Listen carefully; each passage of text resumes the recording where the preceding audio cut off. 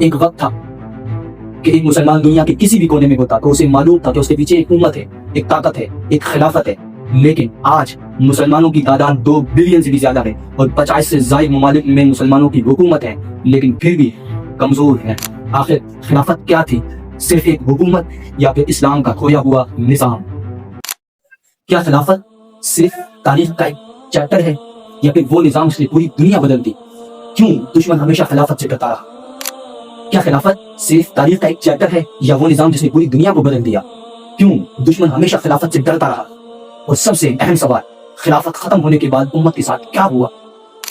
رسول اللہ صلی اللہ علیہ وسلم کی وصال کے بعد ایک بہت بڑا سوال کہ امت کی قیادت کون کرے؟ کیونکہ اسلام صرف عبادت کا دین نہیں تھا، بلکہ معیشت، سیاست، جنگ، امن اور پورا نظام زندگی. اور پھر یہاں حضرت ابوبکر صدیق پہلے خلیفہ منتخب ہوئے اور یہاں سے خلافت کا آغاز ہوا. خلافت بادشاہت نہیں تھی، خلیفہ عوام کا خادم ہوتا تھا، قانون سے اوپر نہیں، قرآن و سنت کا پابند ہوتا تھا. حضرت عمر رضی اللہ تعالیٰ عنہ راتوں کو اٹھ کر لوگوں کے حالات معلوم کرنے نکلتے تھے، اور کوئی عورت بیمار ہوتی تو اس کے گھر خود آٹا اٹھاتا، اس کے گھر پہنچا دیتے. یہ تھی خلافت. خلافت کے دور میں علم تھا، انصاف تھا، اتحاد تھا، طاقت تھی. بغداد، دمشق، اندلس یہ سب دنیا کے ایڈوانس شہر تھے. مسلمان صرف حکمران نہیں تھے بلکہ تہذیب کے رہنما تھے. دشمن خلافت سے کیوں ڈرتا؟ کیونکہ خلافت مسلم امت کو ایک بناتی تھی، ایک اذان، ایک قبلہ، ایک امت. مسلمانوں کی یہی یونائٹی دنیا کی بڑی طاقتوں کو کمزور کر دیتی تھی، وہ خوف زدہ کر دیتی تھی. اس لیے خلافت کو ختم کرنے کے لیے مسلمانوں میں فرقے پھیلائے گئے، قومیت پھیلائی گئی اور مسلمانوں کو تقسیم کر دیا گیا.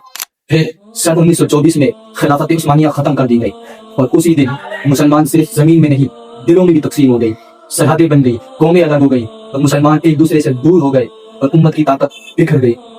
سوال صرف خلافت کا نہیں، سوال یہ ہے کہ کیا امت دوبارہ متحد ہو سکتی ہے، قرآن کی طرف واپس آ سکتی ہے اور اپنے کردار کو بدل سکتی ہے؟ کیونکہ خلافت صرف ایک سسٹم نہیں تھا، بلکہ خلافت ایمان، عدل اور مسلمانوں کی یونائٹی کا نتیجہ تھا. خلافت صرف ایک حکومت نہیں بلکہ خلافت ایک آئیڈیا تھا کہ مسلمان ایک امت ہے، کیونکہ جب امت ایک ہوتی ہے تو تاریخ بدل جاتی ہے. آپ کی نظر میں امت کے اتحاد کے لیے سب سے ضروری چیز کیا ہے؟ کمنٹ میں ضرور لکھیے گا. اور اگر آپ چاہتے ہیں کہ اسلام کی اصل تاریخ نوجوانوں تک پہنچے تو اس ویڈیو کو زیادہ سے زیادہ شیئر کریں، لائک کریں اور چینل کو سبسکرائب ضرور کیجیے گا.